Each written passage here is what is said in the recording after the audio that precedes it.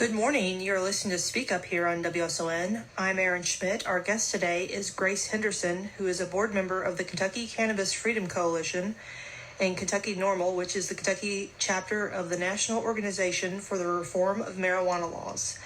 Now, this program is an informational one. It's not an endorsement of cannabis by Henson Media. Opponents of medical cannabis legalization may contact WSON and also speak. We welcome differing opinions on Speak Up. If you have any questions or comments for our guests, you can call the station at 270-826-3923.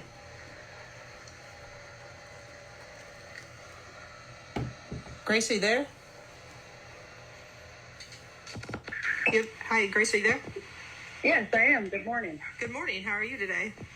I'm doing well. How are you, Erin? I am doing just fine. So, yeah, I said you were a board member of the Kentucky Cannabis Freedom Coalition and Kentucky NORML. Can you explain what those nonprofits are and what they do? Sure.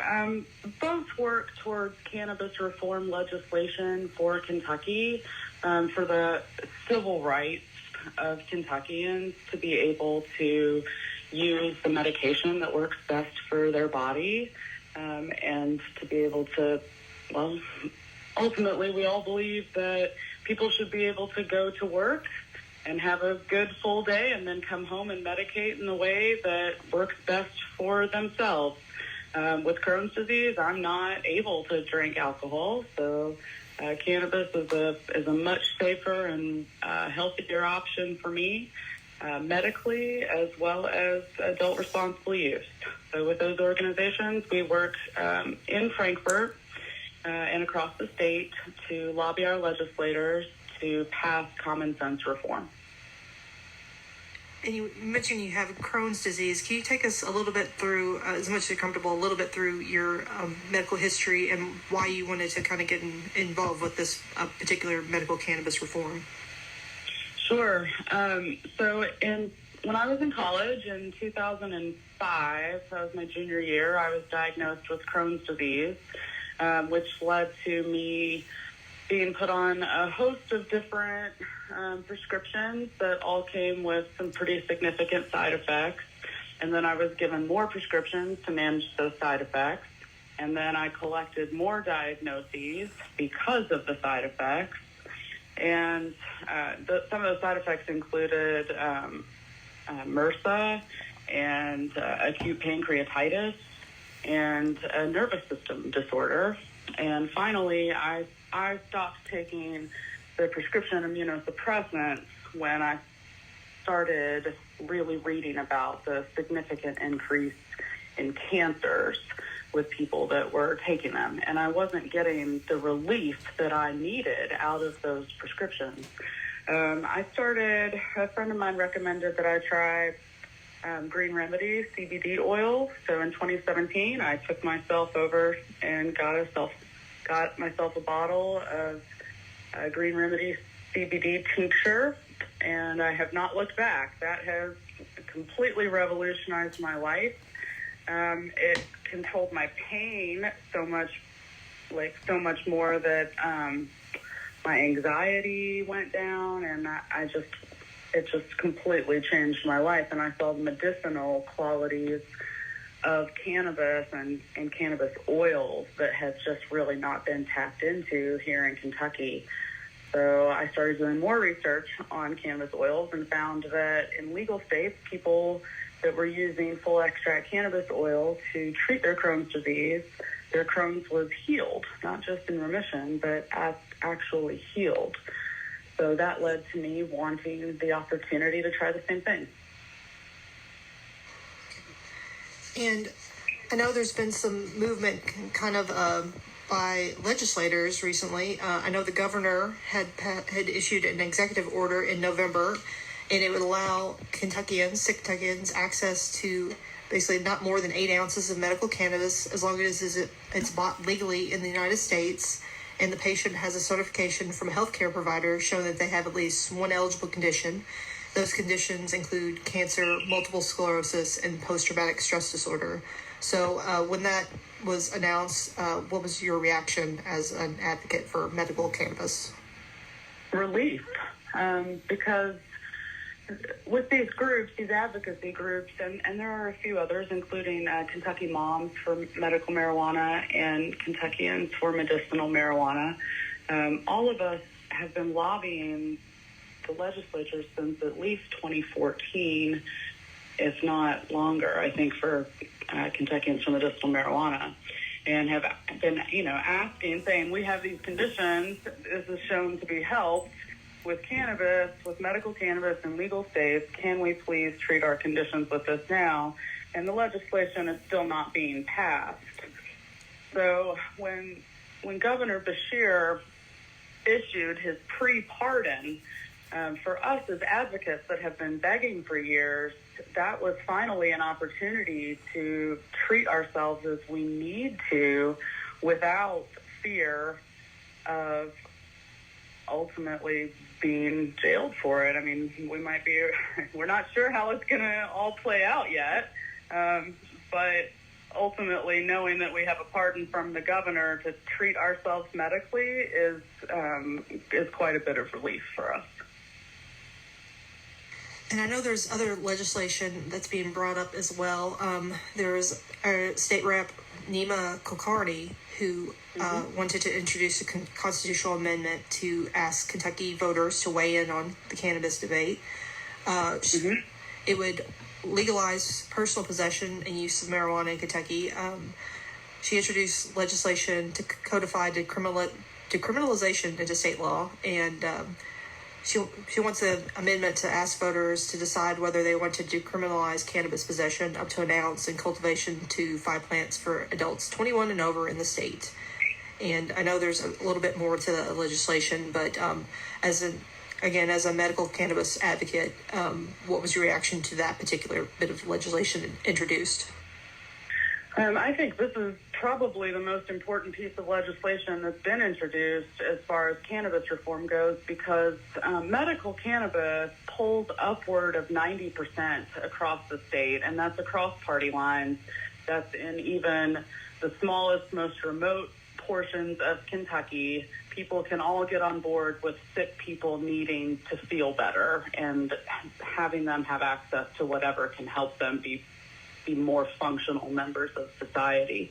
The problem is that here in Kentucky, we live in a commonwealth, so it's not a ballot initiative state. We elect representatives and senators from our districts and send them to Frankfort in the hopes that they will vote in the interest of their constituents. Unfortunately, this has not been the case with cannabis reform legislation and with medical cannabis legislation. They're not following the will of their constituents.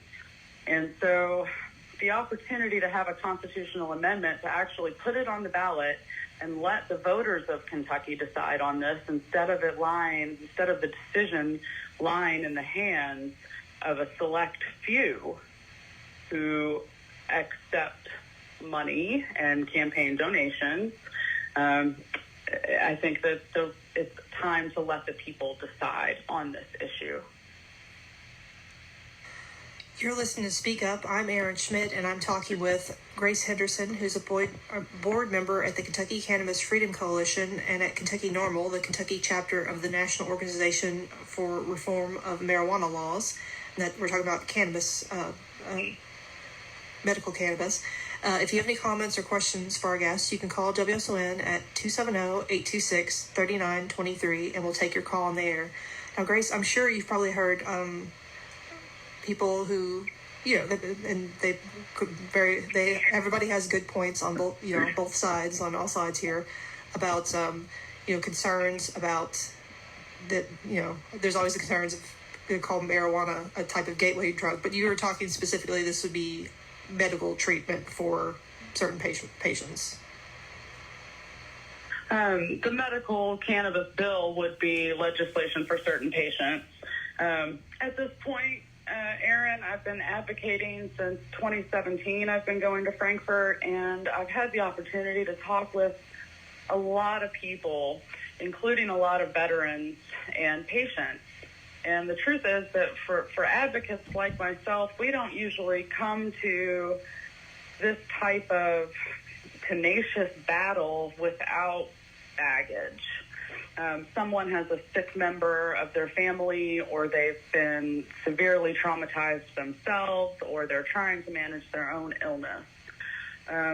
So as far as the medical aspect goes, I personally believe that all cannabis use is medicinal. I believe that all adult use is someone trying to treat something. And I think that decriminalization is ultimately the best approach, because there are always going to be some people that cannot be properly helped through a restrictive bill. Restrictive bills, they're going to prevent someone from being able to fully utilize it. And I think that at this point, we've seen in over 10,000 years of study and over 22,000 studies published on nationalinstituteofhealth.gov that cannabis has 0 deaths attributed to it in all of these years. And so while we may be treating something medically, I think that removing the risk of arrest for a non-harmful substance is probably the best way to go.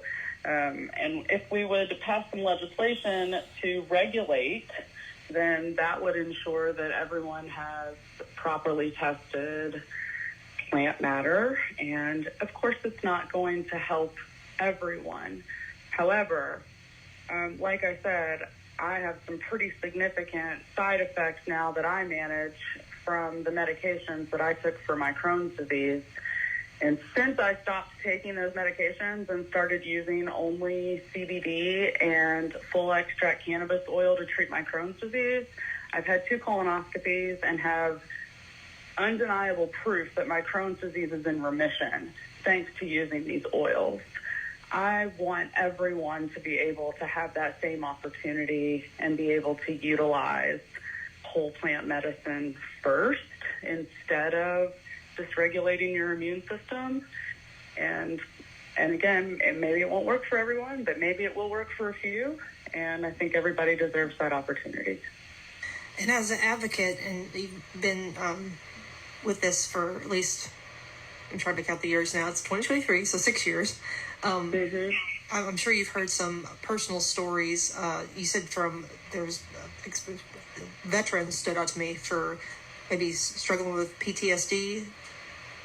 Yeah, the veterans have really humbled me. The truth is, I have to admit that I was wrong when I first started advocating.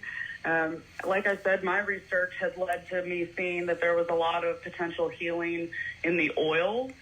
And so when the medical bills were introduced and they were strictly oils and not flower or other plant matter, I thought that would be fine, because I thought that that's where most of the healing lied. However, in talking with veterans in particular, I had so many tell me that when they're in the middle of a panic attack or a post-traumatic stress disorder attack, they need something that can help them quickly, and smoking flower is the fastest method of administration. So if they can calm themselves down within 30 seconds instead of needing to wait an hour for a pill to kick in that might, even take them out of their game for the day. I just had a lot of veterans really tell me the importance of having flower in this bill and in having access to various methods of administration. And we have a caller, so we're going to try to get that there on air. Okay. Hello? Good morning, Grace. It's Deb Despain. Good morning, Deb. Being on today. And I just wanted an opportunity to say you're doing an amazing job, and cannabis does do wonders for our veterans. And what Grace is explaining, I want to reiterate that all cannabis use is medical use.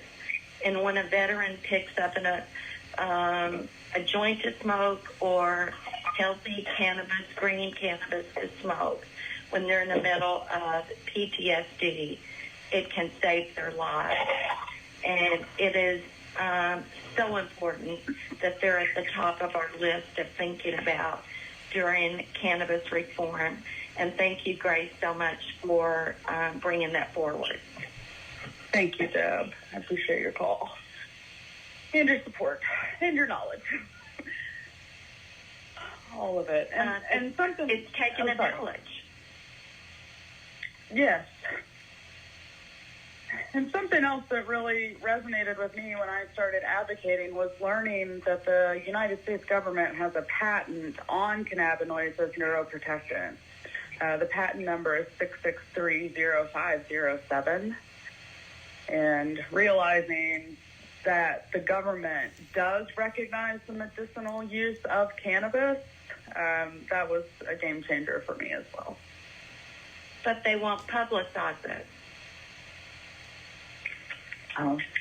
Pharmaceutical corporations make a lot of money. Well, thank you, caller, for calling in this morning. Hey, thank you so very much. Thank you. Now, Grace, as we wrap up this morning, how can people become advocates themselves, or at least how can people find, even if they don't want to advocate, if they're opponent of this, how can people find more information and kind of educate themselves? There's a lot of ways to help this year. You can, of course, join all of us in Frankfurt. We do lobby days and meet up and network and kind of form our own groups so that we can support one another. And all of that can be arranged through the Facebook or Instagram pages, all social media of the Kentucky Cannabis Freedom Coalition, of Kentucky Normal, and probably Kentucky Moms for Medical Marijuana. I'm just going to kind of guess that, but knowing the women that run it, I think that they would also agree that they'd be willing to help anyone get hooked up with that. You can call the legislative hotline up to 3 times a day and leave a message. The number for that is 1-800-372-7181. The people that answer the phone are incredibly kind. They will take your address so that they know who your rep and senator are, so that the message goes directly where it needs to, and they will take your message. So, for instance, when I called yesterday, I said, I want to leave a message for my representative and my senator that I support House Bill 47 and House Bill 48. Those are the bills that have been introduced by State Representative Nima Kulkarni that directly tie into decriminalization for adults 21 and over. So that's another great way that you can help.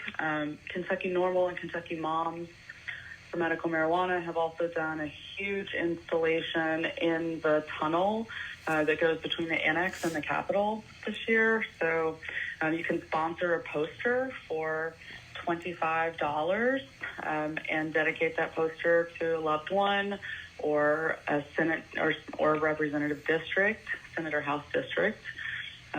We accept donations year-round for all these organizations as well, because we spend our own money getting to Frankfurt and trying to lobby our legislators on behalf of Kentuckians. And anyone, I would also just encourage you to reach out to me personally. I'm on all the social medias, Grace Henderson. I will happily direct you anywhere that I can. If I know your state rep or state senator, I can let you know if they're already supportive. If they're not, then, we can talk about ways to get them to be supportive or to at least hear you. All right. Because they work for us. So we need to make sure that we hold them accountable the same as they help hold us accountable, and we all need to work together. Okay, thank you very much, Grace. You've been listening to Speak Up. Our guest today was Grace Henderson, a board member at the Kentucky Cannabis Freedom Coalition at Kentucky Normal, which is the Kentucky chapter of the National Organization for the Reform of marijuana laws. And again, this program today was informational. It's not necessarily an endorsement of cannabis by Henson Media. Opponents of medical cannabis legalization may contact WSON and have their voices heard as well. We welcome differing opinions on Speak Up. But Grace, thank you for joining us today and sharing this information with us. And thank you so much for the opportunity and for your time. All right. You've been listening to Speak Up. Everyone, have a great morning.